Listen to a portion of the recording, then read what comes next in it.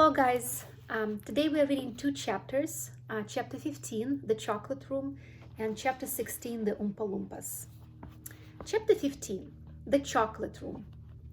An important room this, cried Mr. Wonka, taking a bunch of keys from his pocket and slipping one into the keyhole of the door. This is the nerve center of the whole factory, the heart of the whole business, and so beautiful. I insist upon my rooms being beautiful. I can't abide ugliness in factories. In we go then. But do be careful, my dear children.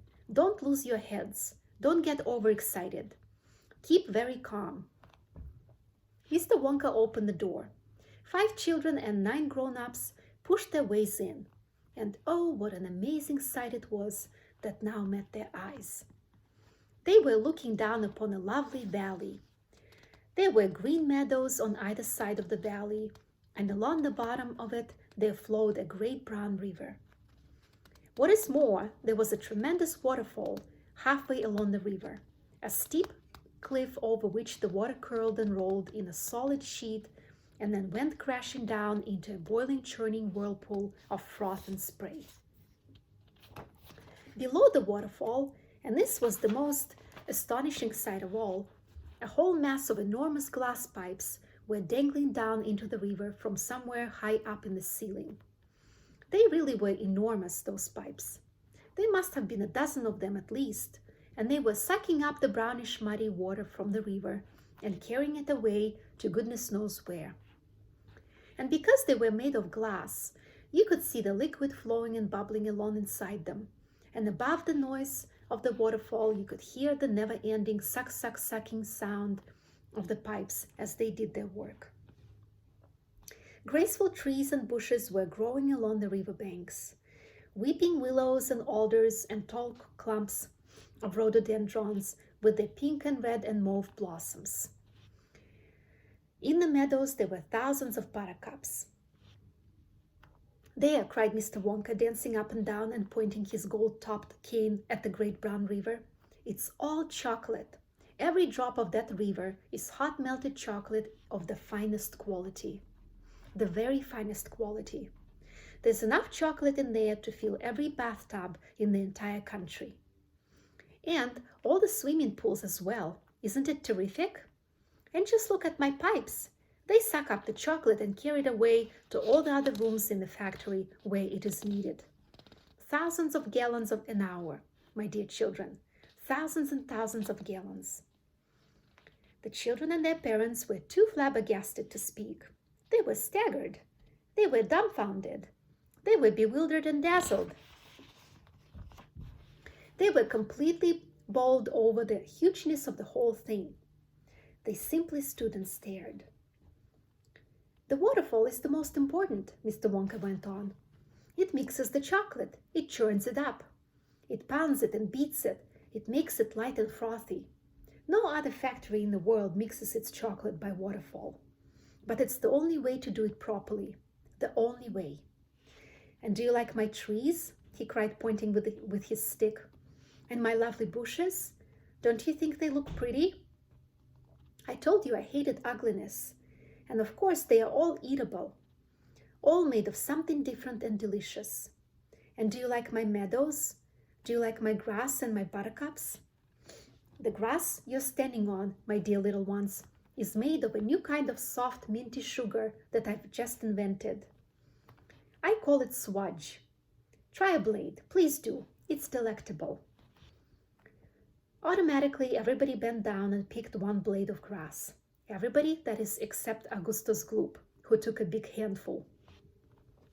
And Violet Beauregarde, before tasting her blade of grass, took the piece of world record-breaking chewing gum out of her mouth and stuck it carefully behind her ear. Isn't it wonderful? Whispered Charlie. Hasn't it got a wonderful taste, Grandpa? I could eat the whole field, said Grandpa Joe, grinning with delight. I could go around on all fours like a cow and eat every blade of grass in the field. Try a buttercup, cried Mr. Wonka. They are even nicer. Suddenly the air was filled with screams of excitement. The screams came from Veruca Salt. She was pointing frantically to the other side of the river. Look over there! she screamed. What is it? He's moving. He's walking. It's a little person. It's a little man. Down there below the waterfall. Everybody stopped picking buttercups and stared across the river. She's right, Grandpa, cried Charlie. It is a little man. Can you see him? I see him, Charlie, said Grandpa Joe excitedly. And now everybody started shouting at once. There's 2 of them. My gosh, so there is. There's more than 2. There's 1, 2, 3, 4, 5. What are they doing? Where are they? Where do they come from? Who are they? Children and parents alike rushed down to the edge of the river to get a closer look. Aren't they fantastic? No higher than my knee. Look at their funny long hair.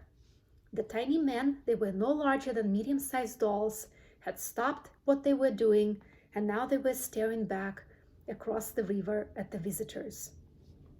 One of them pointed towards the children, and then he whispered something to the other 4, and all 5 of them burst into peals of laughter. But they can't be real people, Charlie said. Of course they're real people, Mr. Wonka answered. They're Oompa Loompas. All right, so this is the end of chapter 15 and now chapter 16. The Oompa Loompas. Oompa Loompas, everyone said at once. Oompa Loompas. Imported direct from Loompa Land, said Mr. Wonka proudly. There is no such place, said Mrs. Salt. Excuse me, my dear lady, but Mr. Wonka, cried Mrs. Salt. I'm a teacher of geography. Then you'll know all about it, said Mr. Wonka. And oh, what a terrible country it is. Nothing but thick jungles infested by the most dangerous beasts in the world. Honks, wogglers, and snozwangers, and those terrible, wicked wangdoodles.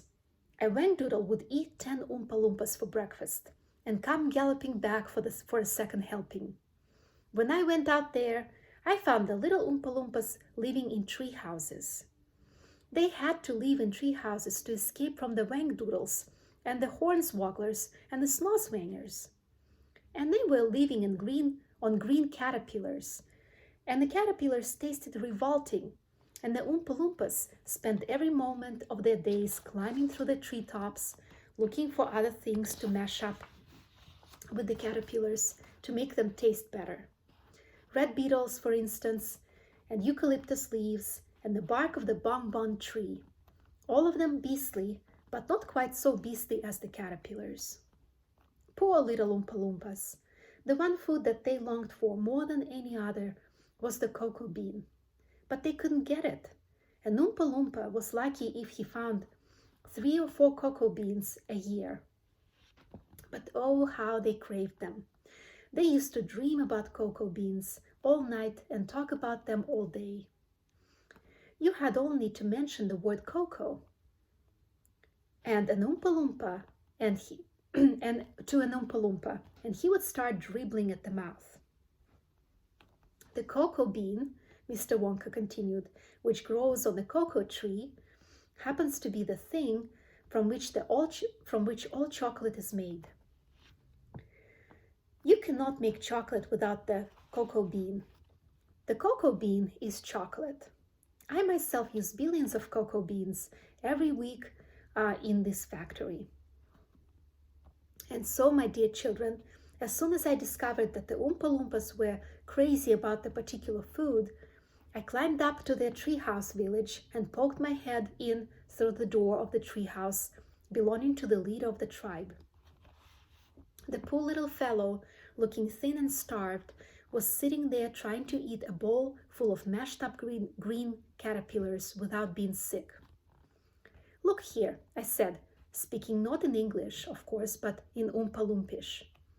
Look here, if you and all your people will come back to my country and live in my factory, you can have all the cocoa beans you want.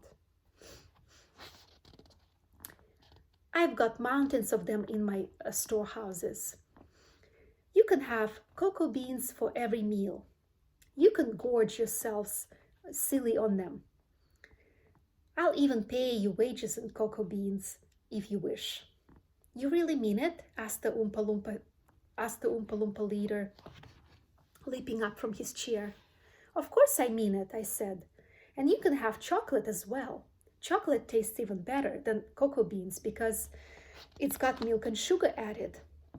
The little man gave a great whoop of joy and threw his bowl of mashed caterpillars right out of the treehouse window. It's a deal, he cried. Come on, let's go. So I shipped them all over here, every man, woman, and child in the Oompa Loompa tribe. It was easy. I smuggled them over in large packing cases with holes in them, and they all got here safely. They are wonderful workers. They all speak English now. They love dancing and music. They are always making up songs. I expect you will hear a good deal of singing today from time to time. I must warn you, though, that they are rather mischievous. They like jokes. They still wear the same kind of clothes they wore in the jungle. They insist upon that. The men, as you can see for yourselves across the river, wear only deer skins. The women wear leaves, and the children wear nothing at all. The women use fresh leaves every day. Daddy, shouted Veruca Salt, the girl who got everything she wanted. Daddy, I want an Oompa Loompa. I want you to get me an Oompa Loompa. I want an Oompa Loompa right away. I want to take it home with me. Go on, Daddy. Get me an Oompa Loompa. Now, my pet, her father said to her. We mustn't interrupt Mr. Wonka. But I want an Oompa Loompa, screamed Veruca. All right, Veruca, all right. But I can't get it for you this second. Please be patient. I'll see you have one. I'll see you have one before the day is out. Augustus, shouted Mrs. Gloop. Augustus, sweetheart, I don't think you had better do that. Augustus Gloop, as you might have guessed, had quietly sneaked down to the edge of the river, and he was now kneeling on the river bank, scooping hot melted chocolate into his mouth as fast as he could. All right, this is the end of chapter 16, and you're going to have 4 questions for both chapters in a separate video. Good luck, and I'll see you tomorrow. Bye.